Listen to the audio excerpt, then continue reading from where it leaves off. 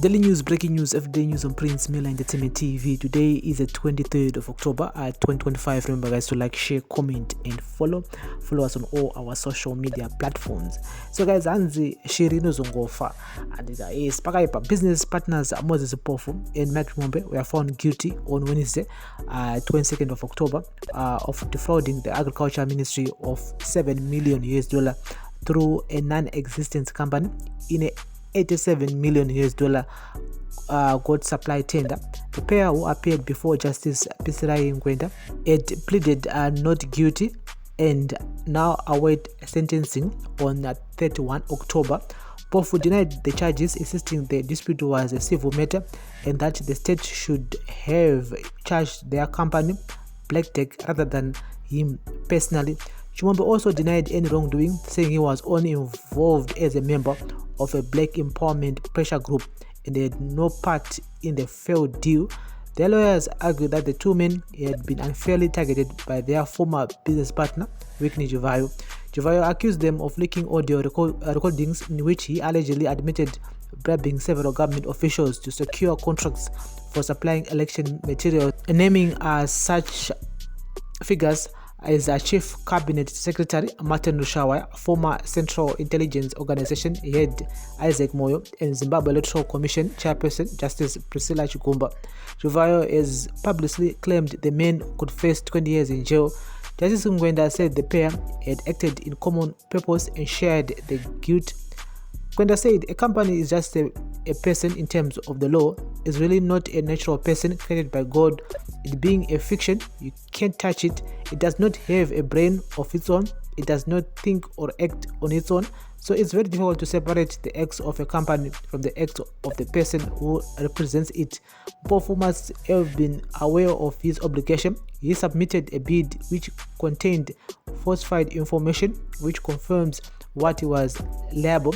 He should have called the witnesses to confirm that he was not involved in the submission, but he did not do so. He knew these witnesses were important as he was being charged in his personal capacity. His decision not to call these witnesses was his own, except that one witness had died, which was not verified by production of evidence. Justice Ngwenda said that when a presumption leads to criminal liability, the burden falls on the accused to prove they were not involved. Speaking about Chimombe, the judge noted that he attempted to distance himself from the case, but witnesses confirmed that he regularly attended the 11 meetings. Ngwenda said the second accused person strenuously denied he had much involvement in this scheme. We must resolve that factual dispute, and that can be rectified by reference to the testimony of witnesses. The witnesses, John Basera, Agriculture Ministry Secretary, and Nundurwa, said they would attend meetings together. We therefore found that he participated. We did not find his explanation convincing. If he said he attended meetings with Nundurwa, that would have nothing to do with lobbying for an award for Black Deck because it had already been awarded.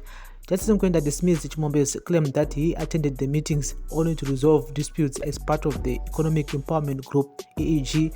He ruled that both men were key players and found them guilty of the charges. Mpofu's lawyer, Asho Mugia, said they respect the judgment but are not satisfied with it. He told reporters outside the court that they plan to appeal at the Supreme Court after sentencing. Mugia was instructing Professor Alagbo Maduku, while Tepson Jotero represent Mpofu. Prosecutors told the court that Mpofu and Chimombe, through a company called Black Deck Private Limited, responded to a September 2021 call by the Ministry of Lands and Agriculture for bids to supply 632,001 goats under a scheme worth $87.7 million. The program aimed to distribute goats nationally, with beneficiaries expected to pass on offspring to other needy households. Prosecutors said that after winning the tender, the contract was signed by Black Deck Livestock and Poultry Farming, an unregistered company, with Mpofu representing the firm and Chimombe acting as a witness. Investigations later revealed that Black Deck Private Limited had no valid 2021 tax clearance certificate from the Zimbabwe Revenue Authority, and that the QR code attached to its national social security compliance certificate actually belonged to a different company, Skywalk Investment. Both documents were mandatory for eligibility to bid. The National Prosecution Authority, NPA, said the ministry relied on these misrepresentations, paid 30% of the contract in local currency. That was 1.6 billion Zimbabwe dollars, reportedly equivalent to $7.7 million in two installments on 21st of April and 29th of June 2022. When delivery of the goods was delayed, the ministry checked with Black Deck, which claimed it had mobilized 32,500 goods ready for distribution. Verification at various sites, however, found only 3,713 goods. The ministry then cancelled the contract on 29 August 2022. To date, prosecutors say 4,208 goods worth $331,445 have been delivered, leaving the ministry allegedly prejudiced to the tune of $7.3 million. Mpofu argued that the funds paid in a volatile local currency had depreciated before they could be used to purchase goods. At the time of the arrest, he and Chimombe maintained that the contract was still active and claimed the ministry had not formally declared a breach. They said they were attempting to renegotiate the contract due to currency losses. And so guys, that's the latest here. So I'm so surprised that the people who awarded the tender to this company were not held accountable of. And that's the first thing. As for Wachivayo and being in this whole ordeal, and yes, I mean, we all know kuti tine maraka akasiyana, mbudzi hadzisiyane. Some mbudzi dzinenge dzine backup and Wachivayo wakwanisa kupukunyuka padhiri, but we all know kuti the man was paid to Mpofu and Chimombe. I mean, they were paid in Zimbabwe dollar, which is a lot of money. If they could have used that money at that time, deliver this whole deal. But it seems like Marige and at the same time, we know what Zimbabwe dollar value, no depreciate. But still, they could have actually deliver on this whole deal. And so this company was a fake company. It wasn't registered. I don't know what was say papo. At the same time, who awarded the tender was supposed to be held accountable again with this man. And so this is daily news, breaking news, everyday news on Prince Milan Entertainment TV. Of course, they're gonna be spending 10 plus years. Mabiro acho akapusa akadagwa. And yes, kana uchipuwa matenda kadaiso mana but much like to attender. They could have done this by the book. They could have done it book by book, stage by stage. They could have even deliver the whole deal. It's just that some people are very greedy. You think with maybe msangano which has to protect a mangwana or wherever when a card msangano in your pocket, and you think everything will be smooth, but no.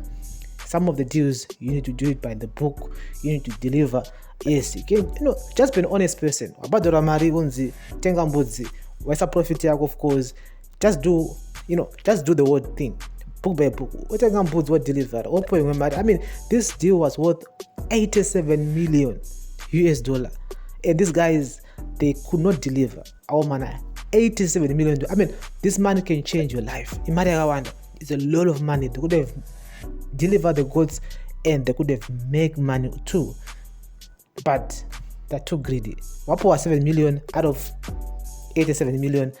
Even 80 million is our storm. Vawared one 7 million poor. Of course. Sort of figures I this. But again, it's Zim dollar. I understand. They could have just do the job. But no.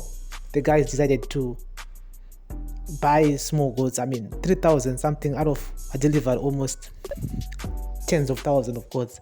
So it just shows what some people are greedy, very greedy, and the people who awarded the tender, I said again, they need to be held accountable too, because they were supposed to verify before they awarded the tender. Pakatika corruption in pub. And so there are some of the many of corrupt activities happening in the current regime. This is a daily news breaking news. Thank you for listening and watching. We'll be back for another update. Of course, there will be a sentence next week. We'll be here, of course, letting you know guys with Jangomana Wapua Makori Mangani Aramuchi Tokis. Of course, they'll be going to Chikurubi straight. By the time I want to Buddha Womana President President maybe. Guys, daily news, breaking news, everyday news. Pleasure.